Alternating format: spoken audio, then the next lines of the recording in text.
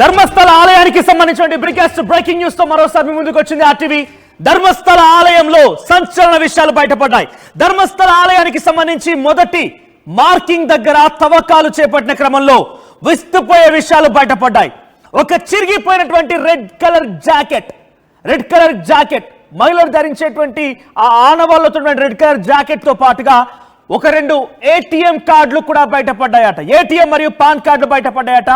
మొదటిగా తవ్వకాలు చేపట్టినటువంటి దాని ఆ లోపల నుంచి ఈ విషయాలు బయటపడ్డాయి. దానికి సంబంధించినటువంటి బిగ్గెస్ట్ బ్రేకింగ్ న్యూస్ మీరు ఆర్టీవీ స్క్రీన్ పై చూస్తూ ఉన్నారు. ధర్మస్థల కేసులో సంచలనమైనటువంటి ఒక అప్డేట్ అందింది. మహిళా మృతదేహం ఆనవాళ్లు లభించాయి.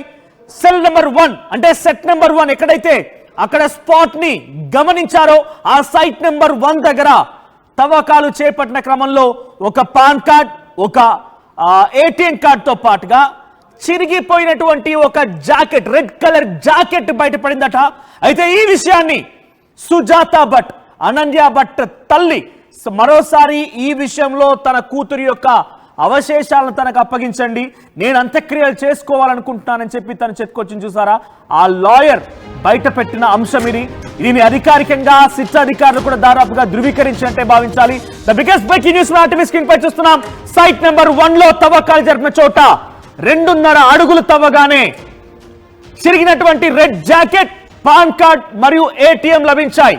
పాన్ కార్డ్, ఏటీఎంల పైన 2 వేరు పేర్లున్నాయట. ఒక కార్డు పైన మగవాళ్ళ పేరుంటే మరో కార్డు పైన లక్ష్మి అనేటువంటి ఒక మహిళ పేరుందట. మరి ఆ లక్ష్మి ఎవరు? దీంతో ఆ ప్రాంతంలో మరింతగా లోతుగా తవ్వాలనేటువంటి ఒక ఆలోచన సిట్ అధికారులు చేస్తున్నారు. ప్రస్తుతానికి ఇంకా సిట్ అధికారులు దీన్ని ధృవీకరించలేదు అన్నట్టుగానే తెలుస్తోంది. కానీ సుజాత భట్ లాయర్ ఎవరైతే ప్రత్యక్షంగా అక్కడ సంఘటనా స్థలంలోనే ఈ తవ్వకాలు జరుగుతున్నాయి, ఆ తవ్వకాలు జరిగేటువంటి ఆ ప్రాంతంలోనే ఆయన కూడా ఉన్నారు. అనన్య భట్ సంబంధించినటువంటి అవశేషాలను అప్పగించమని చెప్పి తనని కేసు వేసి మరోసారి లాయర్ను కూడా అపాయింట్ చేసుకుంది. అయితే ఆ అడ్వకేట్, సుజాత భట్ అడ్వకేట్ ఇప్పుడు ఈ విషయాన్ని ధృవీకరించాడు. ధర్మస్థలంలో 15 మార్క్స్ ని, 15 సైట్లని గుర్తించాడు ఆ పారిశుద్ధ కార్మికుడు. అయితే ఆ ప్రాంతంలోనే ఇప్పుడు తవ్వకాలు జరుగుతున్నాయి. మొదటి రోజున తవ్వకాలు జరిపేటువంటి క్రమంలో 2 అడుగులు తవ్వగానే ఆ 2 అడుగుల్లోనే చిరిగిపోయినటువంటి రెడ్ కలర్ జాకెట్ తో పాటుగా 2 కార్డ్స్ లభించాయి. ఒకటి పాన్ కార్డ్, మరొకటి అక్కడ ఉన్నటువంటి ఒక లక్ష్మి అనేటువంటి ఒక మహిళ పేరుతున్నటువంటి ఏటీఎం కార్డ్. ఈ రెండు కార్డులు కూడా బయటపడ్డాయి. ప్రస్తుతానికి అక్కడ మరింతగా లోతుగా తవ్వాలి. ఇంకా అక్కడ ఏమేం బయటపడతాయోనని చెప్పి అందరూ కూడా చాలా ఉత్కంఠగా ఎదురు చూస్తున్నారు. కారణం అది ఒక నదీ ప్రవాహానికి చాలా సమీపంగా ఉండేటువంటి ఒక ప్రాంతం కాబట్టి అక్కడ మట్టి పొరల్లో కొన్ని మార్పులు ఉంటూ ఉంటాయి. అక్కడ మట్టి పొరల్లో ఇంకా చేంజెస్ ఉంటూ ఉంటాయి. మట్టిని పూర్తిగా ఫ్లడ్స్ రూపంలో అక్కడ అధికంగా అయితే అక్కడ మట్టి గతంలో కంటే భిన్నంగా ఇప్పుడు పెరిగి ఉండొచ్చు, అలాగనే అది తగ్గిపోయి కూడా ఉండొచ్చు.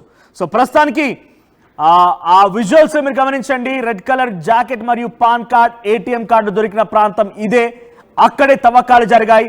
అక్కడ మీరు చూస్తున్న విజువల్స్ లో అక్కడే తవ్వకాలు జరుగుతూ ఉన్నాయి. సో ధర్మస్థలి ఆలయానికి సమీపంగా ఉన్నటువంటి నేత్రావతి నది ఒడ్డున ఇప్పుడు తవ్వకాలు జరుగుతున్నాయి. ఆ పారిశుద్ధ కార్మికుడు 15 సైట్స్ ని గుర్తించాడు. ఆ 15 సైట్స్ లో తవ్వకాలు జరుగుతుండగా మొదటిగా నిన్న ఒక తవ్వకం జరిగింది. 12 మంది కార్మికులతో కూడిన ఒక బృందాన్ని ఏర్పాటు చేశారు సిట్ అధికారులు. సిట్ అధికారులు కూడా చాలా సీరియస్ గా ఉన్నారు. అయితే ఇక్కడ మీరు చూస్తున్నటువంటి నల్ల దుస్తులు ధరించిన వ్యక్తి పారిశుద్ధ కార్మికుడు అక్కడే నిలుచొని ఆ సైట్ ని చూపించాడు. మొదటిగా చూపించిన సైట్ లో చిరిగిపోయినటువంటి రెడ్ కలర్ జాకెట్ తో పాటుగా మరో 2 ఆధారాలు. ఇంతకీ లక్ష్మి అనే మహిళ ఎవరు? అక్కడికి ఒక మగ వ్యక్తితో ఉన్నటువంటి పేరుతో కూడినటువంటి ఒక పాన్ కార్డు కూడా లభించింది. పాన్ కార్డ్ పైన ఒక మగ వ్యక్తి పేరు, ఆ తర్వాత అక్కడ దొరికినటువంటి ఏటీఎం కార్డు పైన ఒక మహిళ పేరు. సో లక్ష్మి ఎవరు? మరి లక్ష్మి కార్డ్ అక్కడికే ఎందుకు ఉండాల్సి వచ్చింది? అక్కడికి ఎలా కొట్టుకు వచ్చింది? నదీ ప్రవాహంలో నిజంగా ఏటీఎం కార్డులు కొట్టుకొస్తాయా? మరి అక్కడికి అటవీ ప్రాంతంలోకి లక్ష్మి ఎందుకు వెళ్లాల్సి వచ్చింది? లేదా తన కార్డుని అక్కడికి ఎవరు తీసుకువెళ్లారు? ఇలా ఒకదాని తర్వాత ఒకటి అనేక అనుమానాలు వ్యక్తమవుతున్న క్రమంలో ఇంకా లోతుగా తవ్వాలి. ఏ ఒక్కటి కూడా వదిలిపెట్టకుండా ఈ 15 సైట్స్ లో కూడా తవ్వకాలు జరపాలని చెప్పి సిట్ అధికారులు చాలా సీరియస్ గా ముందుకు వెళ్తున్నారు. అయితే మొదట తవ్వకాలు జరిపిన ఏ ఒక్క అవశేషాలు దొరకలేదు, ఎముకలు దొరకలేదని చెప్పి సిట్ అధికారులు కొంత నిరుత్సాహపడిన, ఫారెన్సిక్ అధికారులు నిరుత్సాహపడిన వాళ్ళకి ఒక బలమైన ఆధారం లభించింది. అదే ఈ రెడ్ కలర్ జాకెట్. మరి నిజంగానే ఒక క్లాత్ అది జాకెట్ అనేది ఒక క్లాత్. సో ఆ క్లాత్ అనేది నిజంగా ఆ మట్టిలో ఎన్ని రోజుల పాటుగా ఉండగలుగుతుంది. 1998 నుంచి 2014 వరకు కూడా నేనే నా చేత్తో ఇక్కడ పూడ్చిపెట్టానని చెప్పి పారిశుద్ధ కార్మికుడు చెప్తున్నాడు. మరి అక్కడ సైట్ 1లో ఆయన చూపించింది ఎప్పుడు పూడ్చిపెట్టింది, ఆ మృతదేహం ఎవరిది, అక్కడ దొరికిన కార్డ్ నిజంగా లక్ష్మీదేనా, ఆ లక్ష్మి నిజంగా అక్కడ పూడ్చిపెట్టబడి తను పూర్తిగా మరణించిందా, తన అవశేషాలు కనిపించకుండా కొట్టుకుపోయాయా, తన అవశేషాలు ఎక్కడ పోయాయి, కార్డు దొరికితే తనతో పాటుగా అవశేషాలు కూడా ఉండాలి. మరి ఇలా అనేక అనుమానాలు వ్యక్తమవుతున్నాయి. ఒకవేళ ఆ కార్డు అక్కడ దొరికింది అని అంటే ఇంతకీ ఆ కార్డు అక్కడికి ఎలా వెళ్ళింది, ఇలా ఒక్కదాని తర్వాత ఒకటి ఇంటర్లింకింగ్ క్వశ్చన్స్ అయితే రేజ్ అవుతున్నాయి. సో సిట్ అధికారులు అయితే ప్రస్తుతానికి ఎట్టి పరిస్థితుల్లో కూడా వదలం, దీని అంతాన్ని నిగ్గు తేల్స్తామనేటువంటి ఒక ఇంటెన్షన్తోనే వెళ్తున్నారు. బికాస్ దీని వెనక ఆరోపణలు ఎదుర్కొంటోంది వీరేంద్ర హెగ్డే. ఇప్పుడు అది పెద్ద ఎత్తున ప్రపంచవ్యాప్తంగా మరీ ముఖ్యంగా భారతదేశ వ్యాప్తంగా ధర్మస్థలిలో ఉన్నటువంటి రహస్యాన్ని ఛేదించాలి అని చెప్పి డిమాండ్లు వ్యక్తమవుతున్న నేపథ్యంలో ఎట్టి పరిస్థితుల్లో కూడా దీన్ని వదిలే ప్రసక్తే లేదు అనేటువంటి విషయం పైన సిట్ అధికారులు సీరియస్గా ఉన్నారు. కానీ డెఫినెట్గా పొలిటికల్ ఇన్ఫ్లుయెన్స్ అవ్వడం జరుగుతుందేమో, పొలిటికల్ ఇన్ఫ్లుయెన్స్ ఉంటుందేమో అని చెప్పి చాలామంది తమ అభిప్రాయాల్ని, తమకున్నటువంటి అనుమానాలను వ్యక్తపరుస్తున్నారు. బికాస్ దీని వెనక ఆరోపణలు ఎదుర్కొంటోంది హెగ్డే కుటుంబం. వీరేంద్ర హెగ్డే ఆయన ఒక సామాన్యమైన వ్యక్తి కాదు. ఆయన ప్రస్తుతానికి రాజ్యసభ సభ్యుడిగా కూడా ఉన్నారట. ఆయనకి అన్ని పార్టీలో కూడా సన్నిహితులు ఉన్నారు. ఆయనకి ఇప్పుడు ఇంత పెద్ద ఎత్తున చర్చ జరుగుతోంది.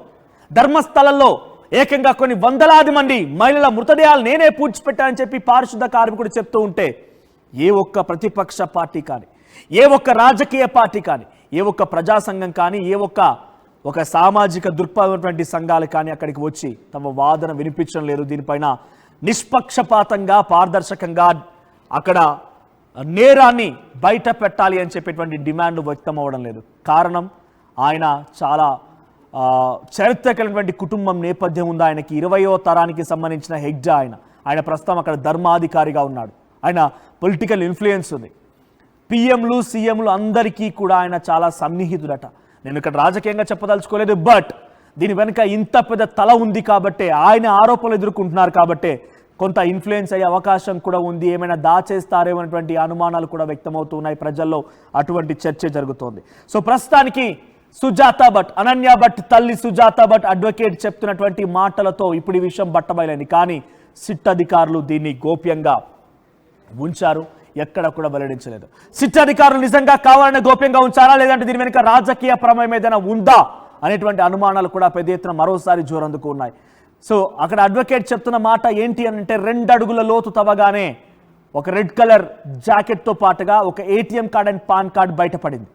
ఆ ఏటీఎం కార్డ్ పైన లక్ష్మి అనేటువంటి ఒక మహిళ పేరు కూడా కనిపించింది. పాన్ కార్డ్ పైన ఒక వ్యక్తి పేరు, మగవాళ్ళ పేరు ఉంది అని చెప్పి అడ్వకేట్ చెప్తున్నారు. ఆ తర్వాత రెడ్ కలర్ జాకెట్ కూడా ఉంది. అయితే నిజంగా క్లాత్ అన్ని రోజుల పాటుగా డీకంపోజ్ అవ్వకుండా ఉంటుందా అని చెప్పి నేను కొంత గూగుల్ చేసే ప్రయత్నం చేశాను. ఒక అంగి బట్ట, ఒక జాకెట్, క్లాత్ ఏదైనా కానివ్వండి, ఒక వస్త్రం భూమిపై పడిపోయిన తర్వాత ఎన్ని రోజుల పాటుగా డీకంపోజ్ కాకుండా తునాతునకలైపోయి మట్టిలో కలవకుండా ఉంటుంది నేను సెర్చ్ చేసినప్పుడు సుమారుగా 25 ఏళ్ల పైబడే ఉండే అవకాశం ఉంది. 25